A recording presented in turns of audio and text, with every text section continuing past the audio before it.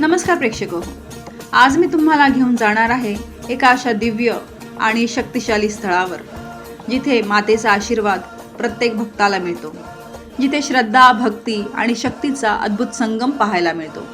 आपण बोलत आहोत महाराष्ट्रातील नांदेड जिल्ह्यातील रेणुका माता मंदिराबद्दल। हे मंदिर केवळ एक धार्मिक स्थळ नसून कोट्यवधी भक्तांच्या आस्थेचं केंद्र आहे आणि महाराष्ट्रातील 3.5 शक्तिपीठांपैकी एक प्रमुख आणि पूर्ण असे शक्तिपीठ आहे। हे मंदिर वसले नांदेड जिल्ह्यातील माहूर या गावी, ज्याला प्राचीन काळात मातापूर असेही म्हटले जायचे। आजूबाजूने घनदाट जंगल आणि सुंदर अशा डोंगर रांगांनी वेढलेलं एक पवित्र ठिकाण आहे। उंच डोंगरावर वसलेलं हे मंदिर निसर्गाच्या सान्निध्यात अत्यंत रमणीय वातावरणात आहे। इथे पोहोचल्यावर मनाला शांती आणि आत्म्याला समाधान मिळतं।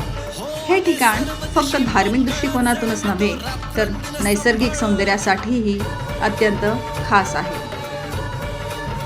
महाराष्ट्रात देवीची 3.5 पीठं आहेत। ही शक्तिपीठं जी आहेत त्यामध्ये समाविष्ट आहे तुळजापूरचं तुळजाभवानी मंदिर, कोल्हापूरचे महालक्ष्मी मंदिर आणि माहूरचे रेणुका माता मंदिर, आणि अर्धपीठ जे आहे ते नाशिक जिल्ह्यातील वणीगडावरील सप्तशृंगी देवीचं मंदिर। यामध्ये माहूरची रेणुका माता अत्यंत महत्त्वाचे स्थान राखते आणि हे एक जागरूक देवस्थान म्हणून ओळखले जाते।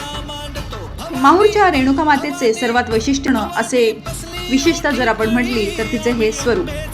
येथील मूर्ती कोणत्याही कारागिराने बनवलेली नाही, तर ती स्वयंभू मानली जाते।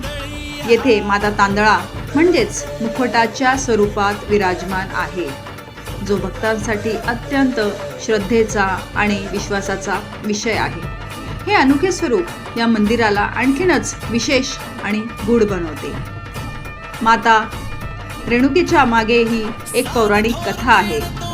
या पौराणिक कथेनुसार रेणुका माता या महान ऋषी जमदग्नी यांच्या पत्नी आणि परशुराम यांच्या माता होत्या। एकदा काही कारणास्तव ऋषी जमदग्नी अत्यंत क्रोधित झाले आणि त्यांनी आपल्या पुत्र परशुरामाला आदेश दिला की तू आपल्या मातेचा वध करावास। पित्याच्या आज्ञेचे पालन करत परशुरामाने माता रेणुकेचा शिरच्छेद केला। नंतर मात्र जेव्हा ऋषींचा राग शांत झाला तर त्यांनी परशुरामाला वर मागण्यास सांगितले। तेव्हा परशुरामाने आपल्या मातेला पुन्हा जिवंत करण्याची इच्छा व्यक्त केली आणि त्या वरदानामुळे माता रेणुका पुन्हा जिवंत झाल्या। अशी श्रद्धा आहे की माहूर गडावरच त्यांचा पुनर्जन्म झाला आणि त्यामुळेच हे स्थान अत्यंत पवित्र मानले जाते। इतिहासाच्या दृष्टीने पाहिले तर हे मंदिर अत्यंत प्राचीन आहे। असे मानले जाते की 13व्या शतकात देवगिरीचे यादव राजांनी या मंदिराचा जीर्णोद्धार केला। यावरून त्या काळातही या स्थानाचे महत्त्व किती मोठे होते हे स्पष्ट जाणवते। माहूरच्या रेणुका माता मंदिरामध्ये वर्षभर भक्तांची मोठी गर्दी असते, परंतु नवरात्र, दसरा, दत्त जयंती या काळात येथील वातावरण अत्यंत भक्तिमय आणि उत्साही बनते। दूरदूरून हजारो भाविक येथे येऊन मातेचे दर्शन घेतात आणि तिच्या चरणी आपली श्रद्धा अर्पण करतात।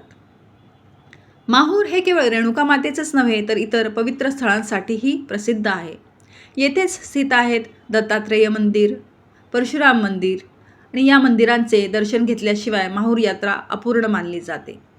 तर मित्रांनो, माहूरची रेणुका माता ही केवळ एक मंदिर नाही, तर ती शक्ती, मातृत्व, श्रद्धेचं जिवंत प्रतीक आहे।